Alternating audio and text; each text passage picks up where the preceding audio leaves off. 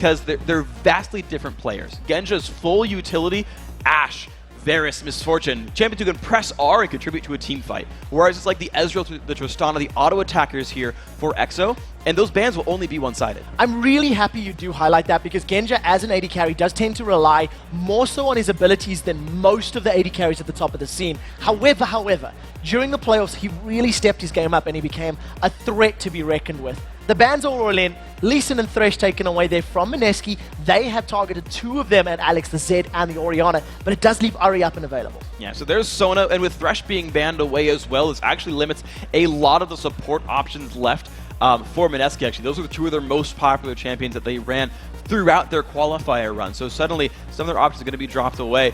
But it's interesting kind of when you look at the bans here for Gambit, they've banned away champions that they like to play. Thresh is Voidle's most played support. Lee Sin is what Diamond's known for. Jarvan, another champion he plays a lot, but they're basically not respecting Mineski's champion pool, saying your pool's smaller, we've still got more to get back on, even if we ban our own stuff. Be interesting to see where Gambit decides to throw either the likes of Evelynn or Aatrox. Aatrox, a champion that we've seen in Darien's hands, we've seen in Diamondprox's hands, and of course Eve. I mean, if you think back to the All-Star game, he was dominant on that jungle Evelynn, and it's something that Gambit like to trend towards. See what they decide to go with in these next couple of picks. The one thing you have to think about when you play jungle Eve is, do your lanes have crowd control or your ganks are useless? Now, thankfully, Renekton is still here, as is Aatrox still here for the top laner Darien, so that he can actually follow up on Evelynn ganks to force kills. So that is one thing you're gonna have to consider when that champion comes through.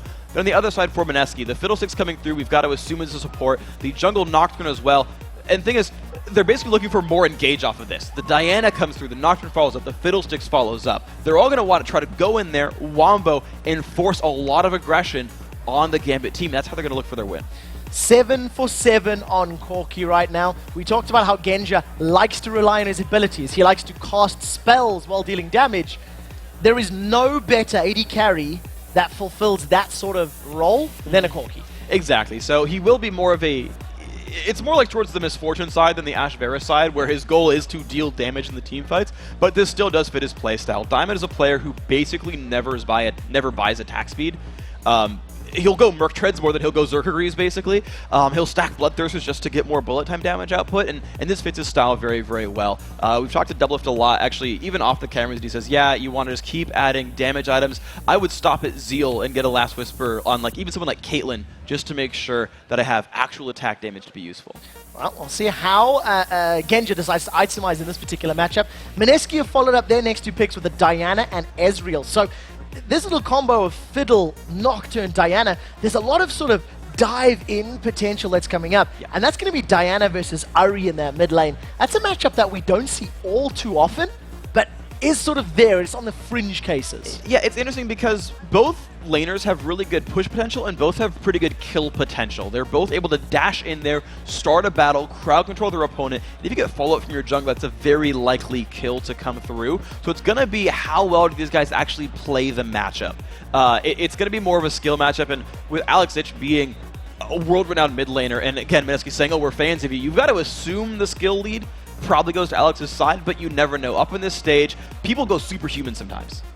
Well, it's a big stage. It brings out the best in people when you're sitting in front of this crowd and there's so much to play for. Yeah. You just get completely in the moment. Now, we do see the Gambit composition with Renekton and Aatrox. They have really rounded out the sort of mobility. They've got a great in-your-face sort of potential if they want to pick those. If they do want to pick those fights.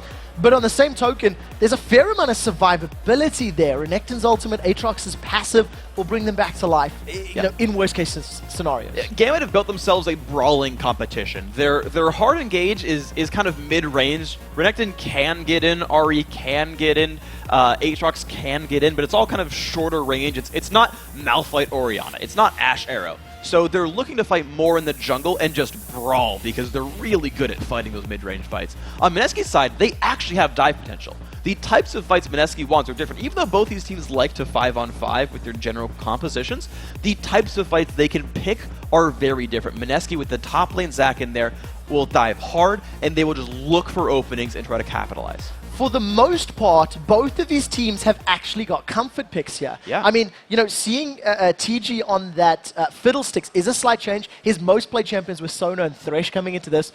Thresh was banned, Sona was taken away. Exactly. So, you know, he had to switch over. Genja, not necessarily renowned for his Corki of late, but we know he played it in Season 2 and he played it phenomenally well. So everybody's playing what they're comfortable with, but know very well. And it's going to come down to whoever can make better use of their champions correctly. Yes. It is a clash of different styles, and whenever that happens, just as we've seen throughout the game so far today, when you have different styles going at each other, you've got to basically exert your style better and say, we're going to fight on our terms and keep doing that. And that's how you get yourself ahead. Well, while the players are loading up into the Rift, let's take a look at who you guys think is going to win this matchup. According to LOLesports.com, 79% of you think that Gambit will be victorious. Every single one of our analysts have picked Gambit. But traditionally, Gambit start the group stages of almost every tournament poorly. So we'll see if history or an analyst's predictions is the correct one to go for here. Remember that they're actually no. This group are not yet like educated predictions. You guys all get to cheat throughout Group A by voting in Research. if you see teams play. Research predictions. Weren't you listening, freak? To you, no. So, ladies and gentlemen, we are live for Game 2 here in Group B. Gambit on the blue side, Mineski on the red side. The compositions right now definitely lean towards tons of action, and we'll have to see who's able to manage to pick up a win in this early stage. Right now, both teams starting themselves out defensively, and Kage, he's hanging himself down in this bottom lane with EXO and Yume. So Gambit already doing something a little bit different that we don't see very often. This is a research choice here. They've awarded their own Tri-Brush, expecting this invade from Mineski. This is an uncommon ward. If someone uses their body to watch this, you typically see them leave when you get into that brush. You'll actually see them as they run away. So this is actually Mineski not knowing they're spotted on this invade. Well, they are going to be stood right on top of that ward. Gambit will be saying, we have done our homework, and there will be little grins across the faces of the Russians as they are fully aware of their opponent's positioning. Now, they are setting themselves up potentially to trap. We'll have to see how they play this one out. As I say that, Mineski advance forward and Gambit immediately back away towards their opponent's red buff. Mineski with some early vision. This gave Gambit any wards they wanted. They knew all 5 of Mineski were the bottom side. Mineski had to be very careful about their invade paths. But at the end of the day, the Philippines team, they got actually really good wards down. They got one over by the Wraith Brush left-hand side. They're camping to steal away red. And Gambit, now they have a pretty good idea of where they need to go, but they're still getting spotted while basically stealing back their own red. All right, Diamondprox and Darien are going to get spotted up by that ward, so Mineski are going to be aware of the steal. Gambit are going to be fully aware that their red buff is being taken away, and as it stands right now, Genja tries to steal with a phosphorus bomb. That's quite a bit of damage early on. We do know he can't chase us. He put that point into the Q, not the W, and at the end of the day, Kage gets away, just losing a little bit of HP. Genja was one auto attack away from stealing that was Phosphorus Bomb. I want to point out how close that was. One auto attack slower, one less auto attack from EXO, and that would have been a stolen red buff there by Genja. So despite everything, it's still a pretty smart read, but these junglers will be trading buffs equally. They both got a steal on red, they're both grabbing their own team's blue. And with a standard duo lane bottom as well, you likely won't see early jungle pressure because it's hard to force things when you don't have crowd control in your lane yet. Well, we'll have to see how it works out right now. Tgee trying to trade with Genja. And, you know, at the end of the day, damage looks even, but Voidle's going to be able to heal that up in the not too distant future. He does hit level 2.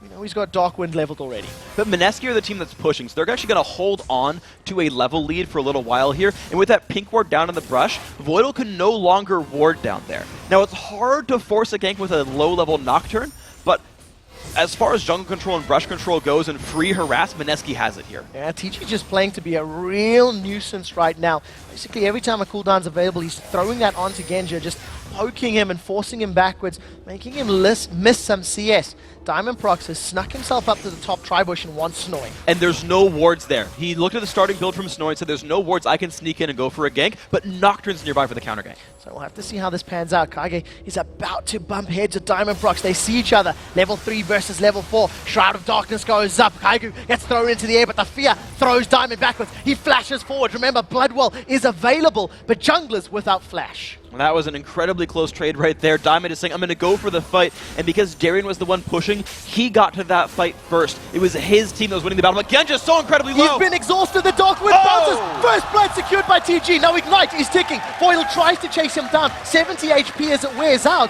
And Mineski with the first blood big play. And there's the level advantage at work right there. Genja still level 2, pretty weak barrier. And Voidle, because of how late he leveled up, only got so much time to pump healing into his teammate. Voidle has plenty of mana, but not enough time to keep Genja healthy. We'll see how this pans out. EXO right now, 23 CS to 14 as he decides to back away and starts to recall. Now, I want to highlight, EXO played Ezreal an excessive amount during the playoffs, and he built what we call the sort of elementalist build. I don't know if it still applies. I don't know if it still applies. I almost want to wait to see what he buys as he just recalled. So it looked like a Trinity Force build right here, but he actually had been going Bloodthirster into Static Shiv into Iceborne Gauntlet, and he was just, applying elemental damage the whole time around, which isn't a thing in League of Legends, but don't worry about it. And it was just interesting and thematic, but I'm going to expect it's the standard Trinity Force style, but having Trinity Force earlier is going to be a pretty big lead for him. Yeah, we'll have to see which of these Trinity Force AD carries can get to that item first and make better use of it. Remember back to the Analyst Block segments, Doublelift was quite outspoken that Ezreal with Trinity Force not quite as awesome as Corki with that Trinity Force. A 600 gold lead for Mineski, and basically the early game has gone their favor so far. Yeah, so what you've seen with Genja is he needs to kind of keep his lane alive. Now, typical for Genja, he gets 2 to 3 Doran's Blades anyway, but he's been forced to pick this up just to try to survive and get stats for the lane, whereas EXO's already on his way to Trinity Force, has the Longsword, has boots as well, so he won't even die easily. And now both junglers, though, on opposite sides of mid, looking to turn this fight around. Alex gets pulled backwards by the Moonfall, but that's massive damage. Once Diamondprox joins in, Ignite is ticking away. Alex secures a kill onto Yume as the Blood Will passive throws Diamond up into there. Kaigu is going to use that Shrine of Darkness to block a spell, but cannot stick through the sustained damage, and a successful gank by Diamond. The burst damage coming out for Diamond is so much right there, forcing the kill. The bottom lane, honestly, for Mineski at this point, won't be able to win anymore, I don't think, just because there's enough sustain coming out from Voidle. He's already got 2 points in his heal right there, and Genja's not going to fall over anymore. But the mid lane is now what's important. So the bottom lane is frozen and whatever. They're just going to farm for a while, and their mechanics will determine minion farm scores. But Alexich now being a kill up and 13 minions up on Yume means he will bully that Diana out of lane, have more pressure roaming, and Alex will have a field day on this map. Well, we'll have to see how efficient he can make that happen. Currently 13 CS ahead. He does have a level advantage for the time being, but I can't imagine Yume is very far away from hitting level 6 himself. And what we do see is that top lane heavily pushed in favor of Darien right now. He does have a pink ward in his back pocket, but he's decided not to use it. Now, you may be right about that. The Diana right now going for the race, and that might just be enough experience to get 6. If not, he'll get it on the next wave. But if he doesn't here, there's still an ability advantage. Okay, he does just barely hit 6, but even still, I don't think he can force Alexich out of lane. Even though Alex hasn't picked up any more durability, just the 2 Doran's Rings on each side, there's just not enough damage out here unless Nocturn forces his way in. Well, Nocturn does actually have his Paranoia available, so that's a pretty easy way in if you're looking for an opening. But the question is whether or not that's going to be enough to stick to Alexich's Ahri. He's got 3 charges on the Spirit Russian, a Fiendish Codex to boot, so some CDR to make it even more available, more often, moreness with that item. Yes, exactly. So it's just going to be Alex, again, running around at the map. He has enough ability power now that by the time he hits level 9, he will one-shot caster minions with Orb of Deception. Even now, they'll only take about 1 auto attack to make sure he clears the wave. So Alex will keep Yume at his turret, and basically, Diana has to ask permission to leave his lane. What we've seen from both of these teams thus far, with the exception of the 2v2 in the bottom lane, is that Diamondprox and Kaigu have sort of, Kage rather, have moved to the same positions relatively similarly. You can see now once again, Diamondprox and Kaigu in the same area of the map. Tgee is going to throw down the Fear onto Voidle. Ignite now is stuck onto FiddleSticks. He's back away with about 450 HP. And you can see that Kaigu is just going to backward clean. They seem to be ganking in similar parts. The Gambit has ward control. Diamond is not spotted coming in. True Shot Barrage goes down. There comes the Paranoia. We're going to see Nocturne fly forward. He throws himself onto Diamondprox. Now the Blades of Torment actually misses. There's no Blood Well available. Mineski secure the 2nd kill of the game. Genja falls so low, and the exhaust mitigates any kill potential. The just amount of crowd control that comes out of FiddleSticks with his abilities. He has not got a point in Drain. It's 2 in the Silence, 3 in the Terrify. Used Exhaust as well. That's so good at locking up targets. And Diamond, look at his build. There is not a shred of tankiness in that build. He's only level 6. That is an easy champion to destroy when you focus your efforts. Darien is not respecting Snoy here at all. He's doing this lane cutting with Renekton, farming between two towers. And Darien, a player in EU that traditionally feeds to win. The running joke is, if Darien goes 0-5, Gambit will win the game. Because whenever he's being focused by his opposing team, Gambit tend to use that to control Dragon and push other objectives. And right now, he's painting a massive bullseye on his back. Yeah, he is, but he's building tanky is the thing. The Giant Spelt already done right here. Not even going for the standard Spirit Visit build you sometimes see against a magic damage top laner. He's like, no, I'm building Sunfire. I'm going to be a split pusher. You're going to hate your life. I'm sorry, Mineski, but Darien is here to stay in that top lane. Well, we'll see how effectively Darien can continue to push it out. A decent-sized wave in front of him, so this will even out those numbers. And across the board, it is still very, very close. Alexich holds on to a very minor 9 CS lead in the top lane. And we see some differences here from our AD carries. Phage picked up for Genja's Corki, as opposed to a Sheen pickup from Exo's Ezreal. And we imagine they're both working towards that Triforce as quickly as possible. The pickup for Exo makes a lot of sense right there. Longsword actually lets you last hit under turret. You'll actually, it guarantees you can last hit minions, either melee or range, without support from your support. So that was a smart pickup, but Sheen is so easy to apply from Ezreal. It's actually the build I would recommend as well for both these champions, because it's much easier to apply with Mystic Shot than it is for Corki. But the interesting thing is, with Gambit's ganks failing, they wanted that bottom lane gank to go take Dragon for free by building a big lead, and then Alexich is more powerful than his mid lane opponent. But with that gank failing, Mineski have actually a really good opportunity to wait for the team fight phase and force them, but Diamond's coming back. So we do see Crescendo is available, as is Flash for Voidle. The question is, do they want to jump in to use that? You can see Mineski grouping up towards the mid lane. It looks to be just a matter of time before somebody jumps onto their opponents. This time, though, Kaigu decides to back away and get out as safely as possible. So let's see what happens right here, because the top lane hasn't done much. Gambit are still trying to bait a fight in the bottom lane. Darien's been sitting here for not Darien's, but Diamond's been sitting here for about a minute, but Nocturne shows top. This is not good for Darien. Darien throws down the Dominus, is going to flash away and actually gets out basically just through walking, but ultimate and flash burned. And as we talked about, spend some time giving some love taps to Darien, and Gambit say, we want to Dragon. Very well orchestrated play here by Gambit. There's not people around to stop this. Not successfully anyway. Tgee off to the side, and Alex goes for it. Oh, the charm doesn't land though, but Tgee is just getting chunked down. Between Alex and Genja, they pick up a kill and a dragon and extend the gold lead, and Darien just returns to the lane to continue farming. That was just, it was unnecessary there for Tgee. He, there were every cooldown was available here for Gambit to use on him, and we see a lot of Ahri's kill supports.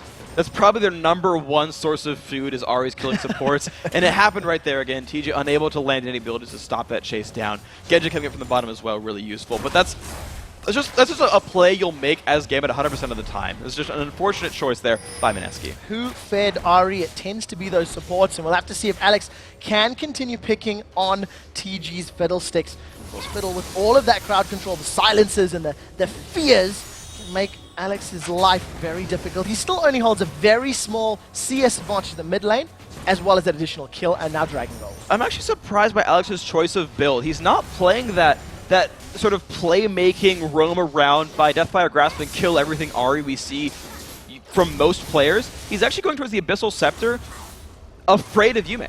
He actually does not want to get jumped on. Despite the early lane matchup being good for Alex, Yume's held on. He's got a Nocturne to dive in and force kills on Alex, so he's building a bit defensively. So to be fair, there's two things about this. There's a lot of magic damage from the rest of the Mineski lineup that also backs it up, but in addition to it, Alex hasn't had the strongest of splits throughout the summer split. He has been fairly hit or miss. He wasn't quite as dominant as he was in the spring split or even last year. And maybe a slightly more defensive start can at least make it safer for him to get to that power position. It's definitely something you can't discount at a tournament as large as the Season 3 World Championships. Sure, absolutely. It's just interesting to see Gambit play a slower paced game, especially when they're a sort of like mid-game focused team of just picking fights with mid-range champions, and they're not really forcing the issue, but Tgee is! Oh, take a look at that. Crowstorm into a flash. Crescendo locks Tgee up under the tower. Massive turret damage. Ignite is ticking away. The Phosphorus Bomb picks up a kill. Now Genja carries on chasing. Remember, the Phage movement speed increase is going to allow him to chase away, and you actually see Exo using that Arcane Shift defensively. The area of effect damage from Corki, even though Tgee's team was body blocking for him, the AoE was big enough that he still reached in and picked up the kill. But so this is Gambit not forcing the issue, but kills still just keep falling into their laps. Good individual play, good turnarounds. Darien pulling attention and just taking global objectives is working here for Gambit. And we do see Darien Dominus is not available. He slices once, he dices twice, and gets out cleanly away from Yume. If he hadn't set up that reset, he would have gotten picked off. That was a really nice attempt from the Moonfall there from Yume. So Gambit, they're playing a slower paced game, which surprised me a little bit, but let's actually talk about what they're trying to do with this then.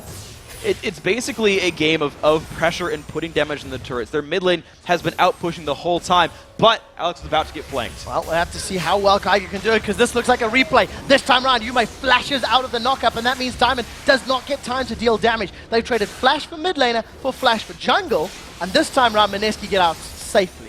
They do get out safely, but Gambit actually has an advantage here on the mid lane. If they wanted to pressure the turret, they could do it. I'm just surprised by how defensively they're playing. This is not the Gambit I'm normally used to seeing from these guys. So it is them building slow, aggravatingly, just piece by piece minion leads across their various lanes, and they're just waiting for some kind of openings to happen. They're grabbing dragons on a respawn, and that's just building them a lead. They're hoping to find some turret pressure, but Diamond is not finding any ganks. Well, talking about the dragon, Mineski are going to be well aware of the dragon timer, and they should be able to at least set up vision and potentially challenge for the very next dragon that spawns. But we are a couple minutes away from that. As it stands right now, Sunfire Cape completed for Snoy Zac up in the top lane. Sunfire Cape being worked towards by Darien up there in the top lane, and nothing really major being completed across the board. Yume, in fact, getting to that Abyssal Scepter before his counterpart, Alex Ish.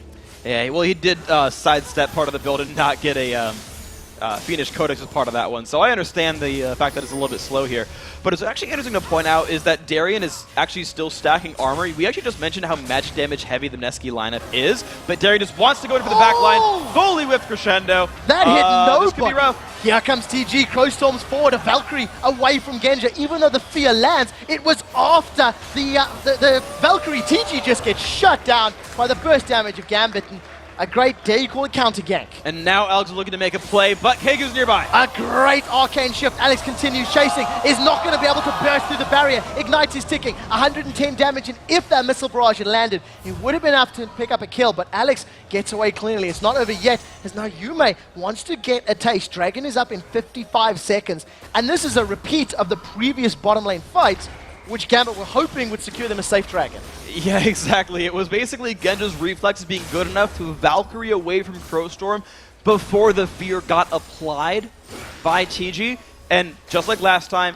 unfortunately, FiddleSticks overextended by doing that and got punished for it. But now 30 seconds left to go till Dragon means that really both these teams can choose to reset for it. Darien, yeah, he's going to survive this one. Yeah, Darien's not going to be able to win a fight against Snoy plus a turret, but they were trading fairly evenly. Darien actually used his Dominus there, basically just for harass and to keep pushing the wave.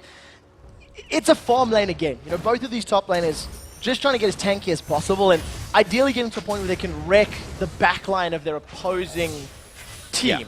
Well, so for what it's worth, Zac does better with no items than Renekton does with no items. Renekton needs to get big to be useful. Zac can theoretically be level 6 and at least do something in a team fight. So compared to that, it's a little bit better for Gambit that this is a farm lane. But Snoy's going to get to the point where he's really going to ruin Genja's day. He's building for a magic pen built on top of the Sunfire Cape.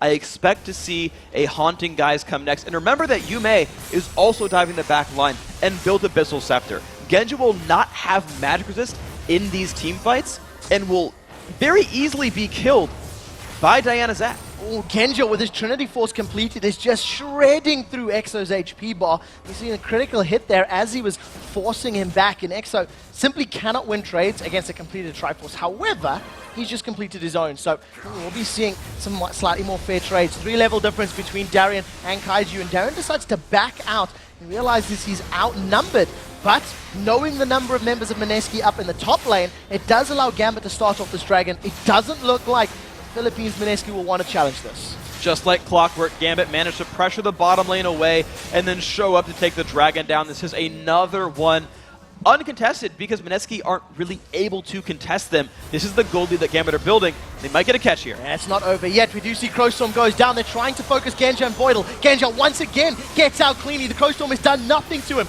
Alex secures the first kill of the fight. Is now Diamondprox's Bloodwell passive does get popped. They've shut down Ezreal in the background and now turned their attention over to Yume. Diana is now out as we see Snoy gets charmed up. That was a great charm by Alex Edge. The Bloblets popped up and the question is, who scrambles to squash them? Alex goes 3-0-3 killing spree, 4 for 0. They get Dragon, and they're going to take blue buff. This is complete control from them, as we do see a dive forward from Kaigu. The Fear proc throws Genja backwards. He may not be able to get away. That is a shutdown for Kaigu. He smites a minion on the way out, and it's just a matter of time before Gambit pick this one up. Darien says, do want Charm lands, knock up, and Russian Overlord secure their 9th kill of the game.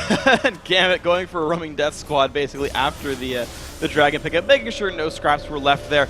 And that's now finally a real lead here for the Gambit squad. They've taken their time with these fights. Let's watch the battle come in. Tgee's going to try again for a Crowstorm, but he's coming in at half HP. It's a very easy pickup there. The crescendo making life difficult. Alex really just super easy to pick that fight up. But now it's the fight in the back line. Look, Alex finally did go Deathfire Grasp, and he just can get rid of that back line. Diamond was actually the focus of the Mineski lineup, and all they did was pop his Bloodwell.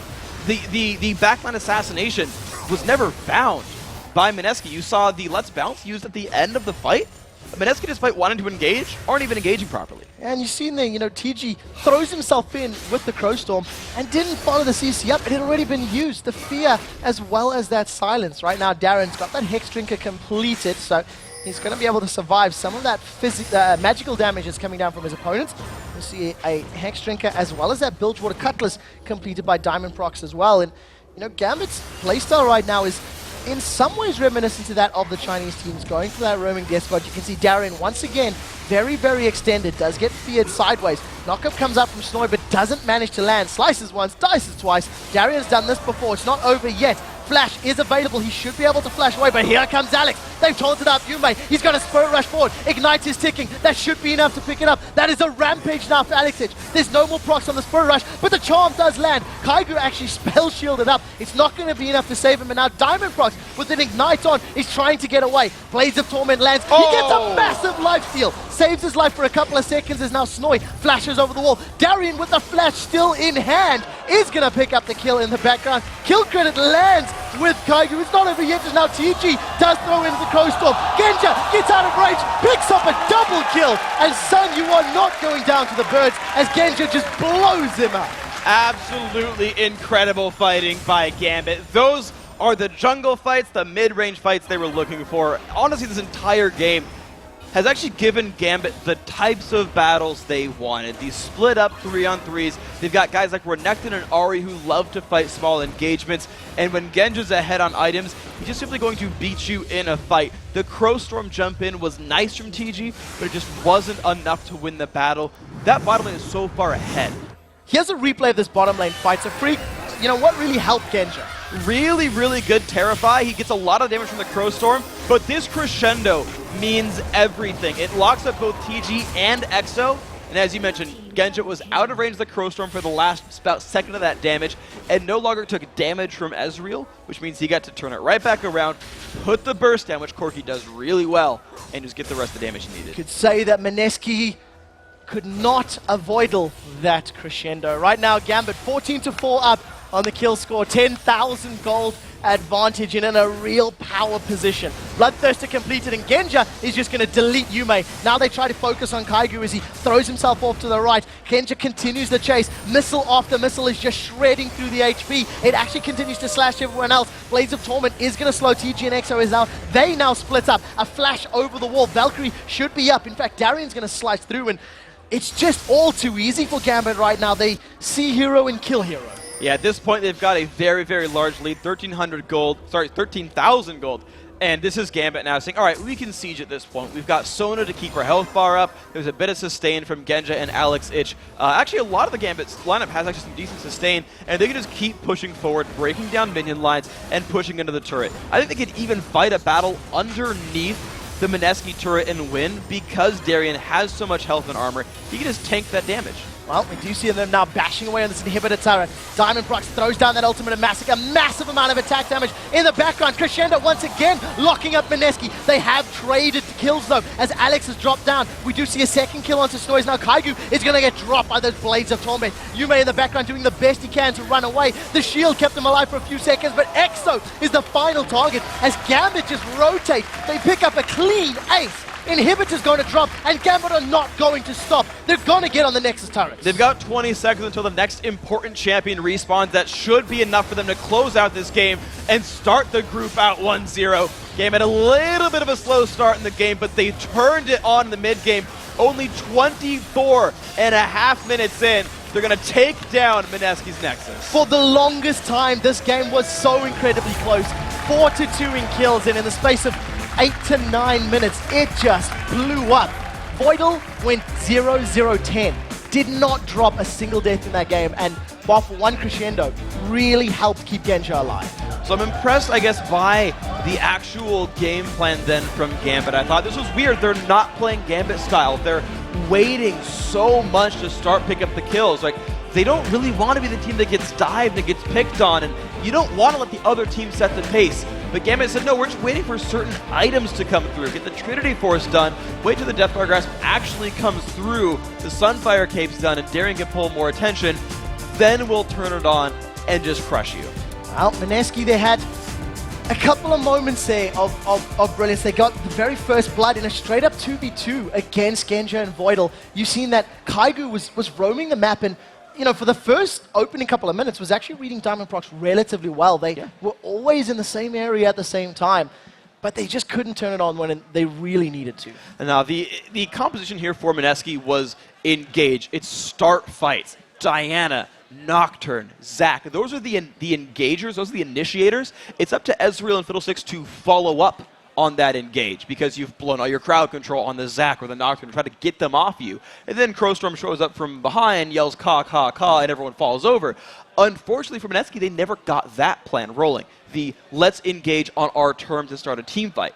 That never happened. Gambit set the pace, started the Dragons, and then whenever Mineski tried to stop them at the Dragons, Alex ran up to the side and found someone and killed him, right? The preying on supports. That actually removed part of the teamfight comp for Mineski. They removed crucial parts of the 5v5 to not get follow-up damage. Well, I hope they have learned a lot from this matchup because they do have 7 more group games to play. Guys, we do need to take a very quick break. But when we return,